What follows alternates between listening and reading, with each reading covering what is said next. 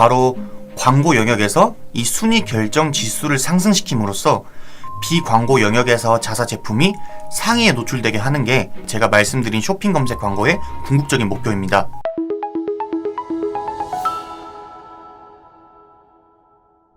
안녕하세요. AMPM 글로벌 퍼포먼스 마케터 황진우입니다. 오늘 교육 내용은 이커머스 업종 대표님들이 가장 많이 이용하시면서 또 가장 많이 어려워하시는 네이버 쇼핑 검색입니다. 네이버 쇼핑 검색뿐만 아니라 모든 광고 매체를 처음 접근하실 때 매체에 대한 이해와 이 방향을 기본적으로 생각을 하고 접근하셔야 됩니다. 쇼핑 검색 매체를 처음 진입하실 때 이 광고를 통해 궁극적으로 이루고 싶으신 목표가 있으실 겁니다. 아마 거의 모든 광고주분들은 쇼핑 검색을 통해 전환수 극대화, 즉 매출 향상을 목표로 잡으실 텐데요. 물론 광고를 통해 매출이 늘어나고 로아스가 상승한다면 성공한 광고라고 할 수 있겠지만 마케터마다 그리고 광고주마다 관점에 따라 다르게 생각할 수 있기 때문에 제가 지금 말씀드리는 이 말이 무조건 정답이다 라고는 할 수 없기는 해요. 근데 제가 생각하는 네이버 쇼핑 검색을 통한 최종 목표는 비광고 영역에서의 상위 노출이라고 생각합니다. 광고를 얘기하는데 무슨 비광고 영역일까? 이렇게 생각하실 수 있는데 일단 차근차근 말씀드려 보겠습니다. 해당 화면은 다들 잘 아시다시피 네이버 쇼핑 검색 노출 화면입니다. 좌측 상단에 이 광고 표시가 조그맣게 된 이 영역은 쇼핑 검색의 광고 영역입니다. 품질지수 등 다른 요소가 영향을 주기는 하지만 기본적으로는 입찰 경쟁을 통해 순위가 결정되는 방식입니다.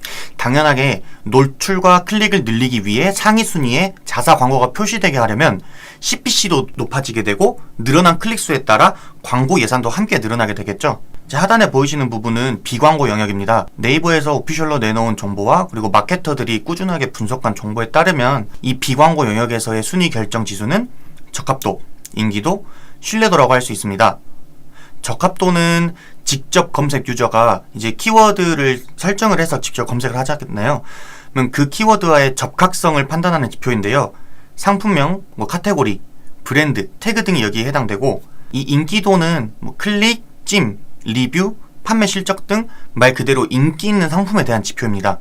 신뢰도는 SEO나 페널티 지수 등 상품 정보에 대한 신뢰성을 말합니다. 여기까지 들으셨으면은 아마 제가 이 전에 말한 말에 대해 감이 오실 텐데요. 바로 광고 영역에서 이 순위 결정 지수를 상승시킴으로써 비광고 영역에서 자사 제품이 상위에 노출되게 하는 게 제가 말씀드린 쇼핑 검색 광고의 궁극적인 목표입니다. 그럼 이렇게 쇼핑 검색 광고에 대한 이해와 목표를 세웠으니 아주 기초적인 광고 세팅을 시작해 보도록 하겠습니다. 캠페인명이나 예산 등을 설정하셨으면 처음 고민이 되는 부분이 바로 이 노출 매체 유형 선택이실 겁니다. 상단부터 보시면 PC 그리고 모바일 각각 설정하실 수 있으신데요. 당연히 각 영역에서 노출되는 광고의 모습이나 설정하는 입찰가 등이 다르기 때문에 캠페인 단위에서 PC 캠페인, 모바일 캠페인 이렇게 설정하시는 것을 권장드립니다.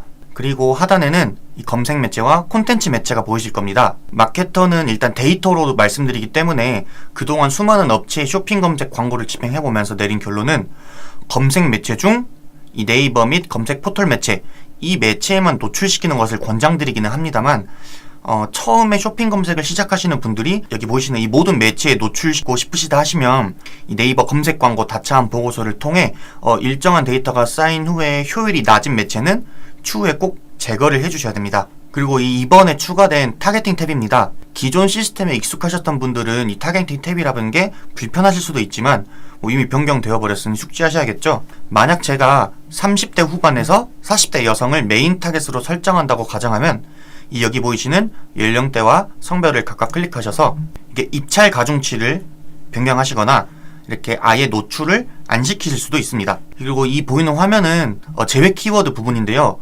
이 부분에서 제가 가장 많은 질문을 받았던 게 클릭이 하나라도 발생을 하면 좋은 키워드 아닌가요? 충분히 개선할 수 있는 의지가 있는 키워드 아닌가요? 이런 질문이었어요. 물론 사용하는 예산이 적어서 한 달 동안 이 노출이 1000회도 되지 않는다면 그리고 클릭이 100번도 일어나지 않는다면 이 제외 키워드를 설정하는 것을 크게 권장드리지는 않아요. 왜냐면은 이제 데이터가 적다는 것은 그만큼 신빙성이 떨어진다는 그런 표현을 드릴 수도 있기 때문에요. 하지만 나중에 예산을 많이 사용하고 노출 키워드가 많은 상황이라면 클릭률, 전환율에 따른 누수 비용 발생 문제뿐만 아니라 이 품질 지수에도 영향을 주기 때문에 제외 키워드를 설정하는 것을 권장드리는 겁니다. 이 빨간색 박스 안에 보시면 클릭 자체가 그렇게 많진 않지만 전환율이 7에서 8%가 나오는 이 효율이 좋은 키워드가 있고, 노출과 클릭이 어느 정도 되고 있지만 비용도 이 다른 키워드에 비해서 더 많이 나왔지만 전환이 아예 일어나지 않은 키워드도 있습니다. 이 키워드의 노출수, 클릭수, 그리고 전환율 데이터가 이 키워드를 제외해도 되겠다라는 정도의 데이터가 쌓인다고 판단이 되면 그때의 제외 키워드를 설정해 주시면 됩니다.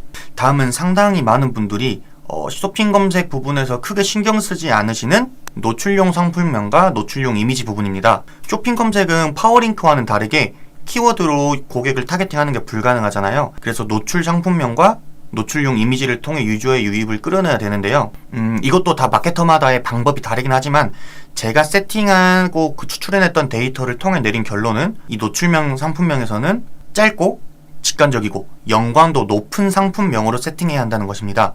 만약 제가 남자 탈모 샴푸라고 검색을 한다고 가정했을 때 남자 약산성 맥주 효모 탈모 방지 샴푸, 약산성이나 맥주 효모 탈모 방지 다 제가 원하는 그런 문구로 설정이 되어 있죠. 그래서 이렇게 노출된다면 유저가 필요한 내용이 한눈에 이제 들어오게 됩니다. 그럼 자연스럽게 이 클릭도 늘어나게 되겠죠. 그런데 만약 제목이 나열되어 있는 제목들 많이 보셨을 거예요. 예를 들면 남자 남성 탈모 지성, 건성, 비듬, 윤기 샴푸 뭐 이런 식으로 표현이 돼 있다면 물론 키워드가 다양하게 세팅이 돼 있어서 노출 자체는 많겠죠. 근데 나는 탈모 샴푸를 원하는데 뭐 지성, 건성, 뭐 윤기 이렇게 원하지 않은 키워드가 많이 나열돼 있으면 읽다 지쳐서 지나치는 경우가 많아지겠죠. 제가 예전에 강의한 파워링크 확장 소재 부분을 보신 분들은 아시겠지만 확장 소재는 각 소재가 겹치지 않은 최대한 많은 정보를 내포해야 한다고 말씀드렸었는데요. 쇼핑 검색 노출 상품명은 이 파워링크 소재와는 다르게 짧고 직관적이고 연관도 높게 설정하시는 것을 권장드립니다. 이미지 같은 경우도 다양한 컨셉의 이미지를 세팅하셔야 합니다. 이건 뭐 파워링크 소재나 아니면 다른 DA 매체 등에서도 동일하게 적용되는 부분인데요. 제품을 여러 각도에서 찍은 이미지 중 효율이 좋은 이미지가 어떤 것일까, 이거를 선별하시는 것도 물론 중요하지만 방금 말씀드린 샴푸라고 하면은 이제 깔끔한 샴푸통 사진, 그리고 욕실에 비치된 샴푸 사진, 뭐 손에 짜고 있는 사진, 머리숱이 많은 남성과 같이 나오는 사진, 이렇게 다양한 컨셉을 시도해서 내 브랜드 그리고 이 제품에 맞는 이미지를 찾는 것도 매우 중요합니다. 자, 그러면 일단 기초 세팅 부분은 이렇게 끝이 났는데요. 그럼 이제 무엇을 해야 할까요? 가장 중요한 것, 바로 모니터링입니다. 클릭률만큼 중요한 전환율, 당연히 체크해봐야겠죠? 내가 목표한 전환율이 따로 있으시다면 그 전환율이 근접할 수 있게 소재나 문구, 입찰가 등을 조정해야 됩니다. 그리고 이에 따른 제가 목표로 하는 매출액, 로아스, CPA, 그리고 목표 노출 순위, 이런 수치를 처음에 쇼핑 검색 진입하실 때 설정하던 수치와 근접하게 되도록 효율 체크를 한 후 아까 말씀드린 이미지나 그리고 노출 제품명 이런 소재들을 변경을 하고 입찰가를 상향 또는 하향 조정, 시간대별로도 나눠보고 연령대와 성별도 나눠보고 이런 액션을 통해 내 광고 자체를 개선해 나가야 됩니다. 오늘 내용이 어떠셨나요? 일단은 너무 기초적인 교육이라 특별하게 어려운 내용이 있진 않으셨을 겁니다. 근데 오늘 내용이 낯설거나 조금 안 지켜지고 계셨던 분들도 많으실 거라고 저는 생각이 드는데요. 제가 드리고 싶은 말씀은 마케팅에는 정답은 있지만 오답은 있다라고 말씀드리고 싶어요. 저도 기존 브랜드 키워드 관리하다가 쇼핑 검색이나 파워링크 영역에서 이 광고는 문제점이 좀 보이네? 개선했으면 좋겠다 라는 업체가 보이면은 가끔씩 전화를 걸어요. 그래서 이제 광고주님들과 아니면 담당자님들과 연결을 해서 이제 대화를 하다 보면 어차피 비용 잘 안 써서 괜찮아요.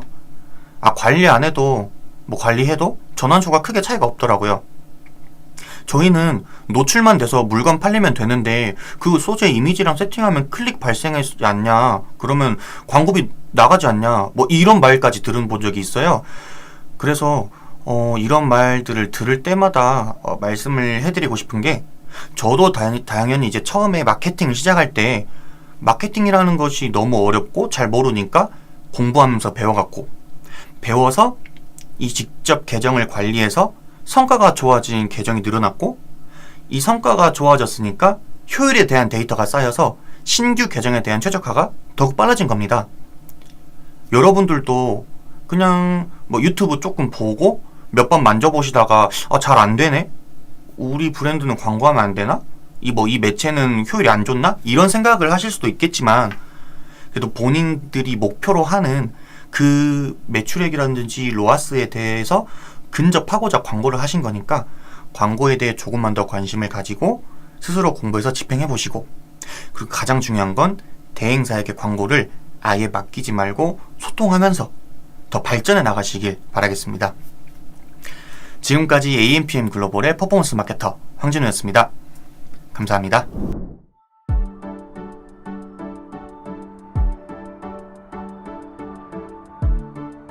구독과 좋아요는 컨텐츠 제작에 힘이 됩니다.